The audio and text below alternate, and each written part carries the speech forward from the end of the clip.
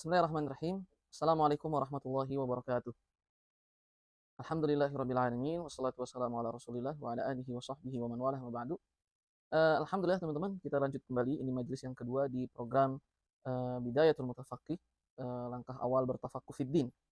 Dan sebelumnya sudah kita bahas tentang rukun iman kepada Allah Subhanahu wa taala melalui kitab Begitulah Orang Beriman Mengenal Rabbnya.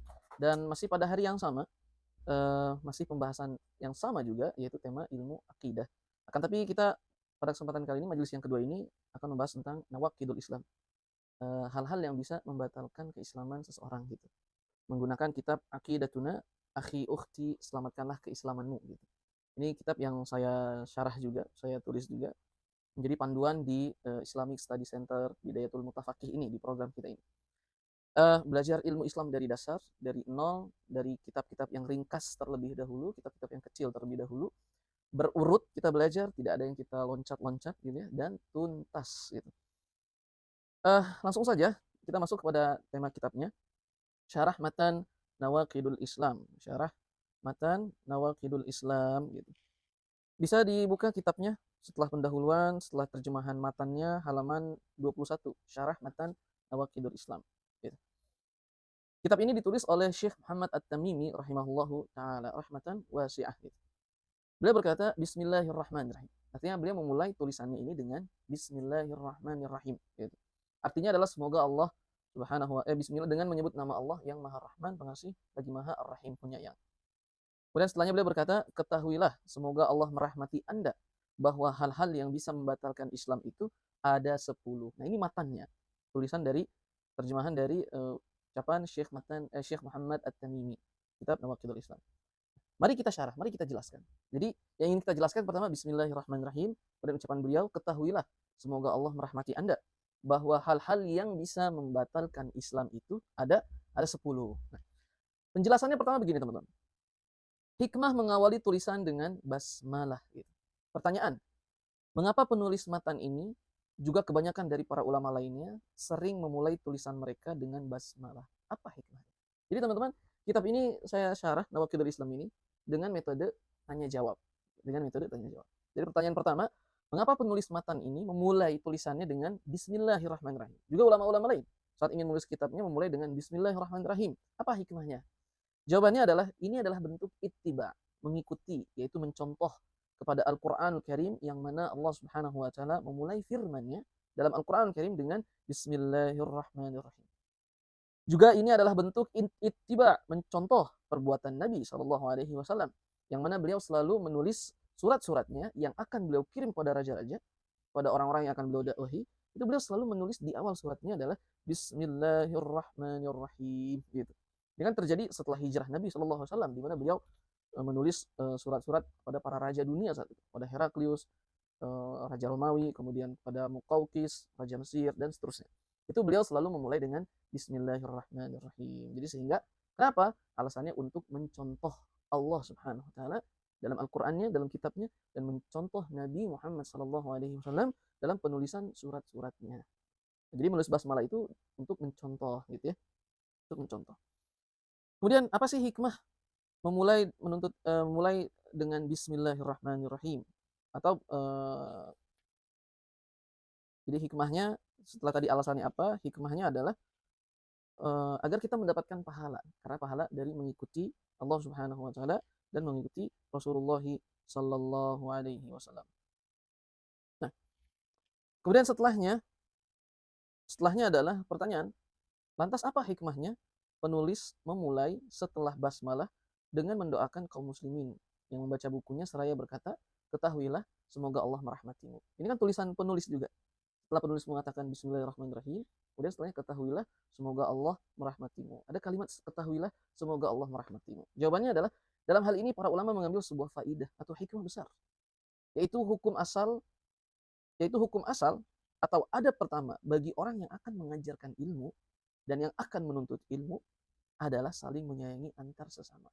Jadi kan penulis mengucapkan gini nih, Bismillahirrahmanirrahim, ketahuilah semoga Allah menyayangimu. Apa faedahnya menulis semoga Allah menyayangimu? Hukum asalnya, namanya guru ingin mengajarkan ilmu atau murid ingin menimba ilmu dari seorang guru, maka harus hadirlah saling memberi kasih sayang. Gitu. saling menyayangi antar guru dengan murid, murid menyayangi gurunya, menghormati murid menghormati gurunya, guru menyayangi muridnya. Itu kan hadis Rasul Shallallahu Alaihi Wasallam.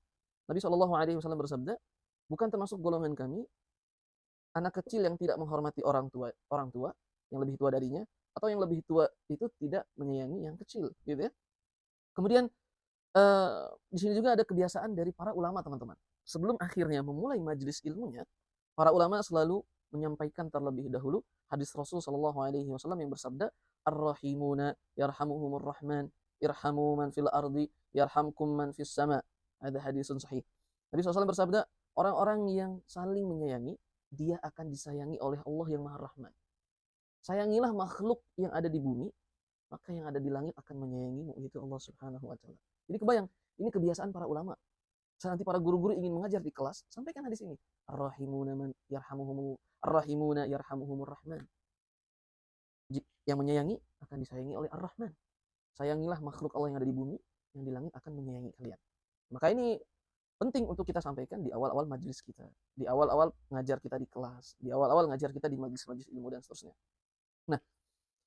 Nah, jadi itu kaidah pertama dalam menuntut ilmu adalah saling menyayangi, saling mengasihi gitu. Agar tidak muncul di antara mereka hasad kepada yang lain atau iri, dengki gitu ya. Kemudian penulis berkata, hal-hal yang bisa membatalkan Islam itu ada 10. Tadi kita sudah selesai tentang Bismillahirrahmanirrahim, kenapa ditulis diawali dengan Bismillah, kemudian kenapa penulis juga mengucapkan semoga Allah merahmatimu, menyayangimu. Dan yang ketiga adalah tentang ucapannya, yaitu hal-hal yang bisa membatalkan Islam ada 10. Pertanyaan pertama, apakah pembatal Islam itu hanya 10 saja? Seperti ucapan penulis, gitu ya, pembatal Islam hanya 10. Jawabannya adalah, penulis menjelaskan bahwa ada 10 hal yang jika dilakukan, maka itu akan membatalkan keislaman seseorang dan bisa membuatnya keluar dari agama Allah. Tapi pembatal Islam itu bukan hanya 10 saja, melainkan ada banyak. Dan ini bisa didapati di buku-buku fikih gitu. Ini yang dikatakan oleh Syekh Shalih Fauzan hafizahullahu taala gitu. Jadi artinya penulis ini hanya menulis pokok dari pembatal-pembatal Islam itu ada 10 gitu. Atau pembatal-pembatal Islam ada banyak, di antaranya 10 hal ini gitu. Jadi teman-teman, pembatal-pembatal Islam bukan 10 saja, ada beberapa yang mesti harus kita pelajari berikutnya gitu. Setidaknya ini yang pokoknya gitu ya. Kemudian pertanyaan berikutnya,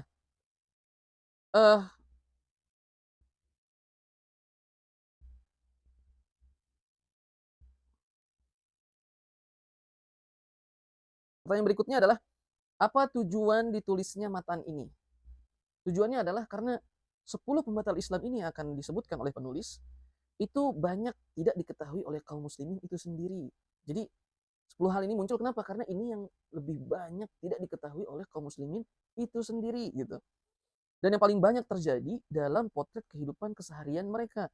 Oleh karenanya, banyak dari kalangan ulama terdahulu sampai sekarang yang menjelaskan dan mengajarkan pada umat isi buku ini gitu teman-teman. Jadi kenapa juga apa tujuan penulis menuliskan 10 poin ini?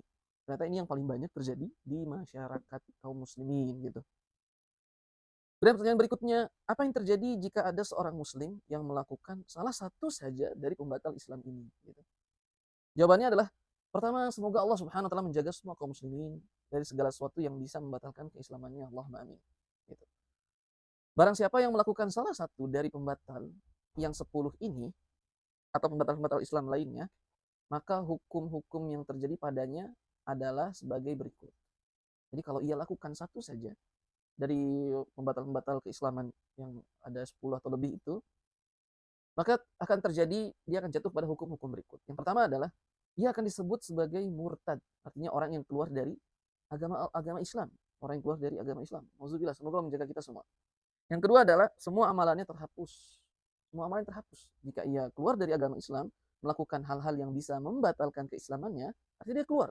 Kalau dia sudah keluar, dia sudah batal, maka amalan-amalan sebelumnya itu terhapus. Gitu. Kemudian jika ia meninggal dalam keadaan belum bertaubat kepada Allah Subhanahu wa taala, maka ia akan masuk neraka dan kekal di dalamnya. Nauzubillah min dzalik. Allah Subhanahu wa taala berfirman dalam surat Al-Baqarah ayat 217, "Wa may yartadid minkum 'an dinihi fayamut wa huwa kafirun faulaika habitat a'maluhum fid dunya wal akhirah wa ulaika ashabun nar hum fiha khalidun." Artinya, barang siapa yang keluar dari agama Islam di antara kalian gitu ya, lalu dia mati dalam keadaan kekafirannya itu, maka mereka itulah yang sia-sia amalannya di dunia dan di hari akhir. Maka mereka itulah yang semua amalannya terhapus. Faulaika habitat a'maluhum di dunia wal akhirah. Terhapus semua amalannya di dunia dan di hari akhir, dan mereka adalah penghuni neraka dan mereka kekal di dalamnya. Ini kan pertanyaan, jika ada seorang yang melakukan satu saja pembatal keislaman, apa yang terjadi? Dia telah dianggap keluar dari agama Islam, gitu ya. Kemudian semua amalnya terputus. Dan jika dia wafat tidak bertaubat kepada Allah Subhanahu wa taala, wafat dalam keadaan bukan Islam, maka dia akan kekal di neraka Allah Subhanahu wa taala. Nauzubillah min dzalik. Semoga Allah melindungi kita semua. Yang ketiga, dalam Islam mereka akan diminta untuk bertaubat terlebih dahulu oleh hakim. Pemimpin akan memintanya bertaubat terlebih dahulu. Jika ia enggan bertaubat, maka ia telah melakukan sesuatu yang membuat darahnya halal untuk ditumpahkan. Gitu. Nabi SAW memerintahkan para sahabat agar membunuh orang-orang yang keluar dari agama Islam. Karena pada hakikatnya orang yang murtad ini mengetahui kebenaran Islam, mereka dihukum untuk dibunuh karena ini untuk menjaga agama Islam agar tidak ada orang-orang yang bermain dengan agama Islam. Nah, yang pertama ia disebut murtad, yang kedua semua amalannya terputus, yang ketiga ya ini dalam Islam dia akan diminta terlebih dahulu untuk bertaubat. Tapi tentu ini jika memang negeri kita, para pemerintahannya menegakkan syariat Allah Subhanahu wa taala, gitu kan teman-teman. Ini jika hal itu terjadi akan diminta bertaubat terlebih dahulu oleh hakim. Tidak boleh masyarakat biasa, orang biasa yang menegakkan hukuman ini, tidak boleh gitu. Tidak boleh.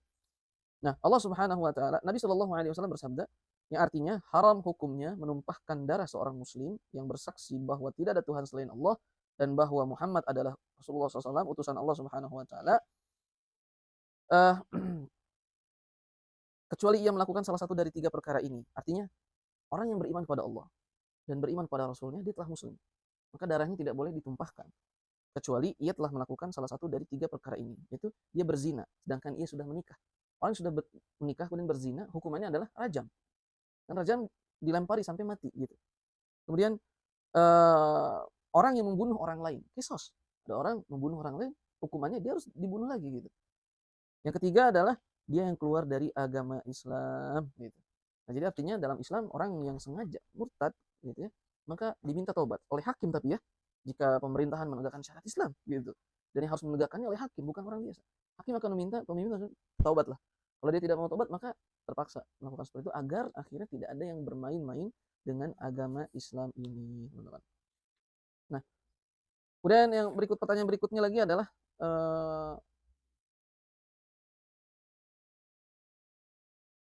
apa arti Islam?